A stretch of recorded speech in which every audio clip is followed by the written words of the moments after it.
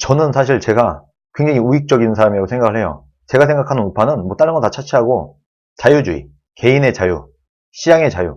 이게 핵심인 거예요, 사실. 자유주의, 자유민주주의, 보수의 가치. 이거는 특정 개인에게 있지 않습니다. 그냥 이건 그 자체로 그냥 가치인 거예요. 그래서 누구나 이 자유의 가치를 소중하게 생각을 하고 대한민국에는 자유가 숨쉬어야 된다. 이 대한민국이라는 나라에는 시장의 자유, 내 표현의 자유, 선택의 자유, 자유주의여야만 된다. 대한민국은. 이런 생각을 갖고 있는 사람이라고 하면 그 사람이 그냥 우파인 거예요. 이 사람이 특정 정치인을 지지하고 안 하고는 별로 중요하지 않습니다. 엄밀히 말하면 예를 들어서 뭐 민주당을 지지한다. 근데 민주당을 지지하는 자유주의자도 있어요. 뭐 많지는 않지만. 그래서 어떻게 보면 난 어떤 정당을 지지해. 그러므로 나는 보수야. 나는 우파야. 나는 어떤 정치인을 지지해. 그러므로 나는 보수야, 우파야. 이런 것보다는 사실 더 중요한 것은 가치다. 그 자체의 가치. 나 보수요. 나 우파요. 나 우익이요. 하려면 내가 누굴 지지해. 내가 누구한테 표를 줬어. 이런 게 중요한 게 아니고 사실은요. 이 가치 중심적이게 되어야 된다. 근데 지금 정말 우리 보수가 통합이 안 되고 있는 가장 큰 이유 중에 하나가 바로 맨파워에 결여해 있다고 저는 보고 있어요.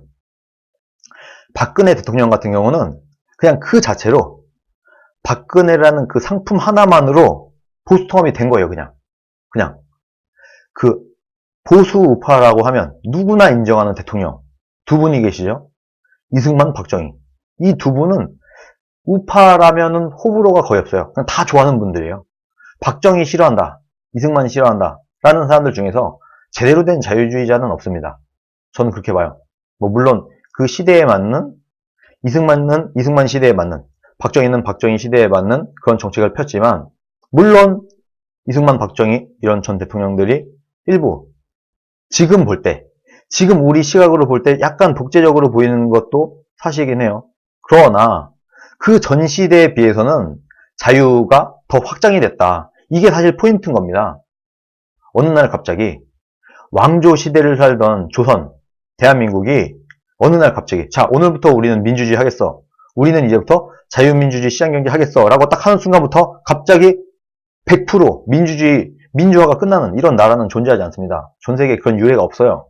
원래 차츰 바꿔 나가는 겁니다. 그러면 대통령은 어떻게 판단을 하는 게 옳으냐? 이 전 정권에 비해서 더 자유의 폭이 확장되었느냐? 축소되었느냐? 이걸로 보는 게 저는 맞다고 봅니다. 그런데 이승만 대통령 시절에 대한민국은 그 전 정부라고 하면 대한제국 이런 시대이긴 하지만 그 시대 때에 비해서 이승만 대통령 시절에 이 나라의 자유의 폭이 확장이 됐습니까? 축소가 됐습니까? 확장됐죠. 그럼 된 거예요. 말하자면 왜 100점짜리 민주주의 국가를 만들지 못했느냐라고 하는 말은 정말 비현실적인 얘기다. 말이 안 되는 얘기다. 우리가 그 정치 지도자, 특히 대통령을 판단할 때는 이 대통령 들어서 대한민국의 자유의 폭이 더 넓어졌느냐 아니면 축소됐느냐 이걸 보면 된다. 박정희 시절도 마찬가지예요. 박정희라는 대통령이 들어왔을 때 그 전 정부보다 더 자유롭게 되었느냐 자유가 축소되었느냐라는 것만 보면은 오히려 국민들의 자유는 더 확장되었다. 계속해서 확장이 되었어요. 정말 심지어는 물론 좀 친북적인 생각, 안보관에서 차이가 있긴 하지만 김대중 정부가 들어섰잖아요. 김영삼 정부가 들어섰을 때도 대한민국의 자유는 확장이 되었습니다. 기본적으로. 김영삼 정부가 끝나고 김대중 정부가 들어왔을 때도 좌파 정부였지만 김대중은 좌파 정부였지만 그래도 김영삼 때보다 김대중 때는 자유의 폭이 더 넓어졌다. 김대중은 정말 아이러니하게도 신자유주의를 받아들였어요. 좌파인데. 물론 IMF 때문에 여러 가지 이유는 있습니다만 결과적으로 볼 때는 김대중 때도 오히려 대한민국의 자유의 폭은 더 넓어진 게 맞다. 그런데 그건 이명박 대통령 때도 그렇고 박근혜 대통령 때도 그렇고 그랬어요. 그런데 이게 역행하는 일이 지금 발생을 했다. 언제? 문재인이 대통령이 되면서. 문재인 정부가 들어서면서 대한민국은 건국 이래로 지속적으로 자유의 폭이 점점 넓어져 왔어요. 예를 들어서 자유의 폭이 점점 올라간다라고 치면 뭐 이런 식으로 오르락내리락 하면서 결과적으로는 위로 올라가는 거예요. 이렇게 쭉 이렇게 올라가면 좋겠지만 사실 현실에 그런 일은 거의 없습니다.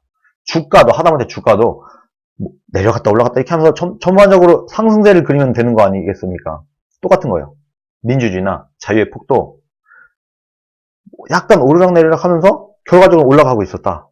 그런데 문재인 정부 들어서면서 이 자유의 폭이 오히려 밑으로 떨어지기 시작했다. 그러면서 경제도 말아먹고 안보는 안보대로 말아먹고 외교도 말아먹고 모든 것이 개판이다. 정말 역대 대통령 중에 누구라도 뭐 하나 잘한 건 있었어요. 하다못해 뭐 김대중, 노무현 때도 그래도 이 사람들의 공이라고 할 만한 건 있었어요. 노무현, FTA라도 했잖아요. 노무현은 왼쪽 깜빡이를 켜고 우회전을 한다고 하면서 좌파들한테 엄청 욕먹었어요. 그래서 후반부에 가서는 오히려 굉장히 우익적인 정책을 폈다. 나를 살리기 위해서. 그런데 문재인은 정말 정말 희한한 사람이 탄생을 한 겁니다. 대한민국에. 정말 희한한 자유를 오히려 축소시키는 최초의 대통령이 대한민국에 탄생을 했는데 그게 바로 문재인이다. 그리고 자유가 축소된 국가에서는 당연히 그 나라는 망할 수밖에 없다. 성장할 수 없다. 인류 역사가 그렇다. 인간은 자유를 좋아하고 인간은 누구나 자유를 좋아하고 누구나 자신이 각자 맞는 선택을 하고 싶어 한다.